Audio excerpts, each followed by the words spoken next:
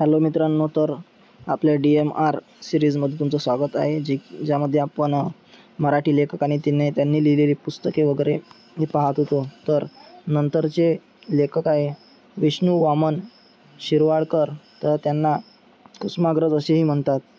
आणि त्यांनी फेमस ज्यांची कादंबरी आहे कल्पनेच्या तीरावर, जान्हवी, वैष्णव, आणि त्यांचे कविता संग्रह आहे प्रवासी पक्षी, मराठी माती, महावृक्ष, माधवी, मारवा, वृतायन, मेघदूत, रसयात्रा, वादळ, वेल, विशाखा, श्रावण, समिधा, स्वागत, हिमरेषा.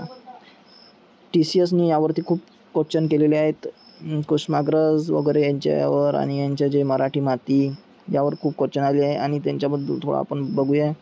नटसम्राट साहित्य अकादमी पुरस्कार पण त्यांना मिळालेला आहे. विशाखा कविता संग्रहालय ज्ञानपीठ पुरस्कार पण त्यांना मिळालेला आहे.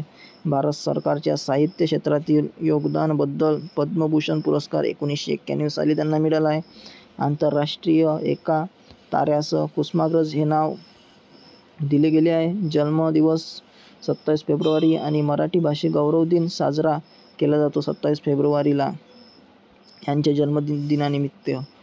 तर मित्रांनो, यानंतरचे कवी आपण नंतर पाहू. हे खूप इम्पॉर्टंट होतं, म्हणून तुम्हाला मी शॉर्ट व्हिडिओमध्ये हे इन्फॉर्मेशन देण्याचा प्रयत्न केला आहे. तर तुम्हाला नवीन अपडेट पाहिजे असेल तर या चॅनलला सबस्क्राईब करा. धन्यवाद.